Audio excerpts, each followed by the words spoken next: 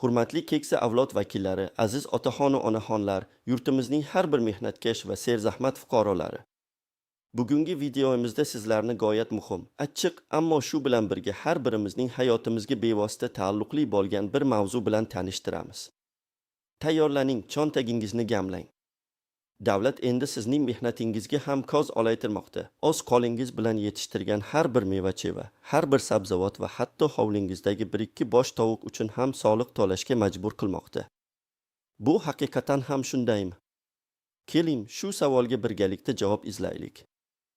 So'nggi kunlarda mamlakatimiz bo'ylab tarqalayotgan yangiliklar yuragimizni zimdan gash qilmoqda, ko'nglimizni xijil etmoqda. Hokimiyatlar zudlik bilan har bir hovlini, har bir tomorqani, har bir mevali daraxtni, hatto xonadonlarda boqilayotgan tovuqlar sonini ham qayta hisoblab chiqish vazifasini olgani haqidagi xabarlar quloqqa chalinmoqda. Go'yoki hisobga olinmagan issiqxona, bir bosh ortiqcha chorva mollari yoki tovuq uchun endilikda yirik fermerlar kabi foyda soligi undirilishi ko'zda tutilayotgan emish. Eng achinarlisi, Soliq kodeksining 411-moddasiga asosan, soliqdan boyin tovlaganlik uchun 5 bazaviy hisoblash miqdorigacha jarima solinishi mumkin ekan. Bu esa bugungi kunda 1.700.000 so'm degani. Tasavvur qiling, o'zingiz uchun pomidor ekdingiz, davlatga pul to'laysiz. Bu qanday adolat, bu qanday mantiq? Axir siz umringizni shu yerda, shu tuproqda o'tkazdingiz-ku. Har bir ko'chatni, har bir sabzavotni o'z qo'lingiz bilan ekib parvarish qildingiz.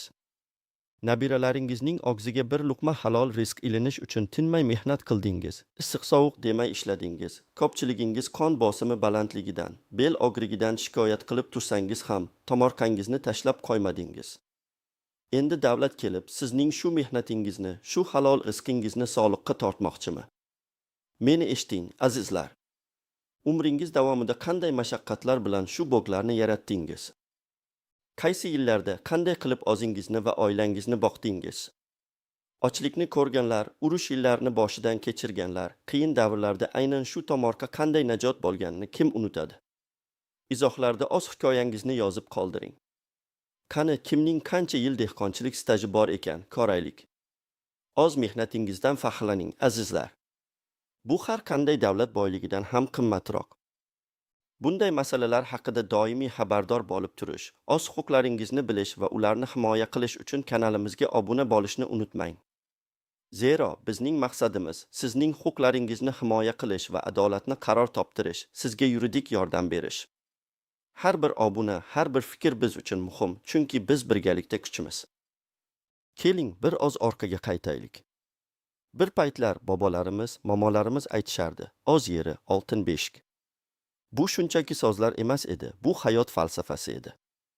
Har bir hovli, har bir tomorqa, bu nafaqat tirikchilik manbai, balki oilaning gururi, ertangi kunga ishonchi, ma'naviy tayanchi edi. Odamlar o'z uyida, o'z yerida yetishtirgan mahsuloti bilan faxrlanardi, uning barakasini ko'rardi. Hech kim kelib, sen nega shu on tup pomidor ekding, nega 2 bosh tovuq boqding deb so'ramasdi. Aksincha, bu xalqning o'zini o'zi boqish qobiliyati, mehnatsevarligi, mustaqilligi ramzi edi. Mahallalarda bir-biriga yordam berish, mahsulot almashish odat tusiga kirgan edi. Keksalarga hurmat, ularning mehnati va hayotiy tajribasiga qadrlash eng ustuvor qadriyatlardan biri edi.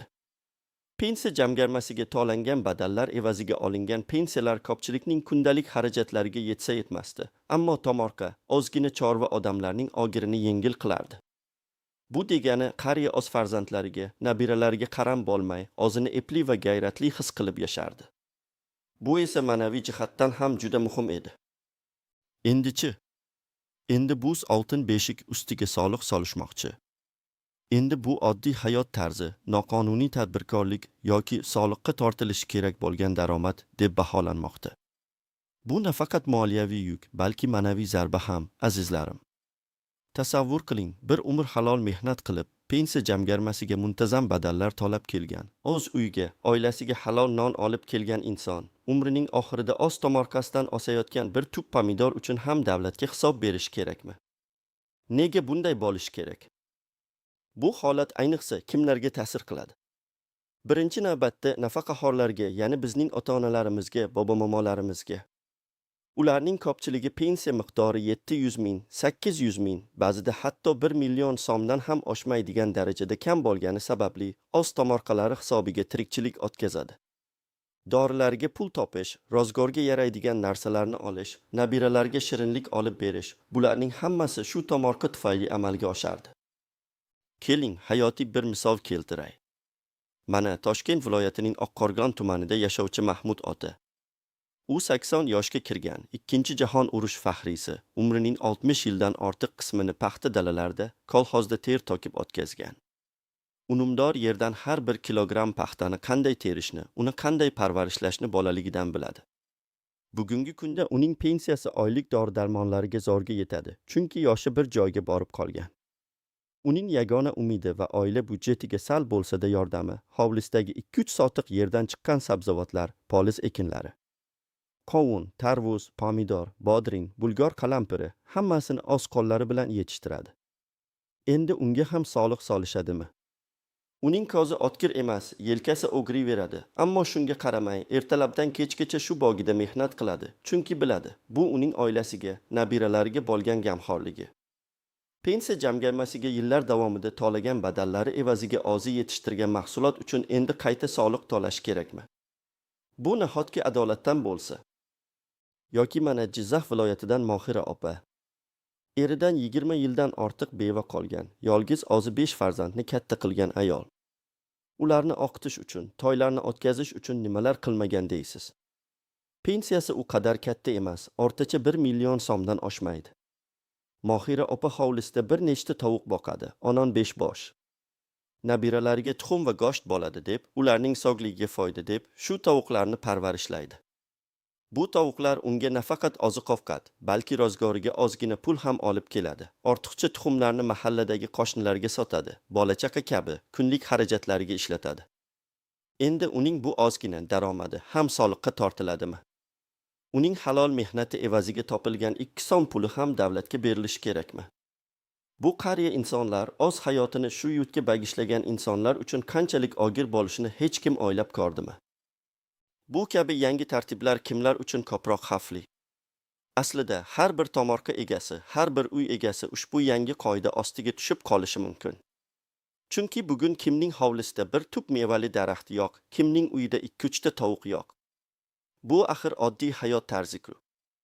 Bu o'zbek xonadonining, o'zbek oilasining qadimiy an'anasi, madaniyati desak mubolag'a bo'lmaydi. Biz azaldan o'zimizni o'zimiz boqib kelganmiz. Birovga qaram bo'lmaganmiz. Xudodan rizqimizni o'zimiz terib olganmiz. Endi esa bu oddiy harakat uchun ham soliqqa tortilishi mumkin bo'lgan foyda deb qarab jazolamoqchi bo'lishyapti. Bu esa mamlakatimizdagi deyarli har bir pensioner uchun potensial muammo degani. Bu bilan pensiya jamg'armasi va boshqa tegishli tashkilotlar o'z daromadini oshirmoqchi bo'lishi mumkin, ammo qaysi hisobga? Xalqning, ayniqsa keksalarning hisobiga. Bu esa aslo to'g'ri emas. Aksincha, hukumatimiz nafaqaxo'rlarga bunday to'siqlar qo'yish o'rniga, ularning turmush farovonligini oshirish, pensiyalarni haqiqiy ehtiyojlarga mos ravishda ko'paytirish haqida o'ylash kerak edi. Chunki mamlakat iqtisodiyoti o'syapti, ish haqlari oshirilyapti deb har qancha gapirmaylik, narx-navo keskin ko'tarilib ketgan bir paytda keksa avlod vakillarining pensiyasi bularga yetmaydi. Oziq-ovqat mahsulotlari, kommunal to'lovlar, ayniqsa dori-darmonlar uchun ketadigan xarajatlar bugun osmonga ko'tarilgan. Shu sababli davlatning pensionerlarga qo'shimcha soliq yukini yuklash o'rniga ularni har tomonlama qo'llab-quvvatlash har birimizning, har bir fuqaroning eng avvalo davlatning burchidir. Keksalarga g'amxo'rlik bu bizning milliy mentalitetimiz, bizning qonimizdagi qadriyat. Bu qadriyatni pulga aylantirib, undan foyda ko'rishga urinish, bu bizning ruhimizga xiyonatdir, azizlarim. Sizningcha davlatning bu qarori adolatlimi? Qariyalarning halol mehnati ustidan soliq olish qanchalik to'g'ri? Men shu yerda to'xtab turib, sizning fikrlaringizni eshitmoqchiman. Izohlarda o'z fikringizni yozib qoldiring. Birgalikda bu masalani muhokama qilaylik, aziz vatandoshlarim. Bu bizning umumiy muammomiz, uni birgalikda yechishga harakat qilishimiz kerak. Siz nima deb o'ylaysiz? Bu yangilik kimlarning manfaatiga xizmat qiladi? Endi esa, aziz do'stlar, bu vaziyatdan qanday chiqish mumkin? Nima qilish kerak degan savolga javob izlaylik. Birinchidan, vahimaga tushmang. Vaziyatni sovuqqonlik bilan tahlil qiling. Hali barcha tafsilotlar aniq emas, lekin biz tayyor turishimiz kerak.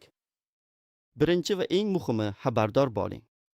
Bizning kanalimizga obuna bo'lish bilan birga mahallangizdagi voqea hodisalardan ham xabardor bo'lib turing. Mahalla oqsoqollari, mahallaning faollari bilan muloqotda bo'ling. Yangi qonun-qoidalar, qarorlar haqida ulardan so'rang. Ba'zi ma'lumotlar mahallaning o'zida ham aniqlanishi mumkin. Ikkinchidan, hujjatlaringizni tartibga soling.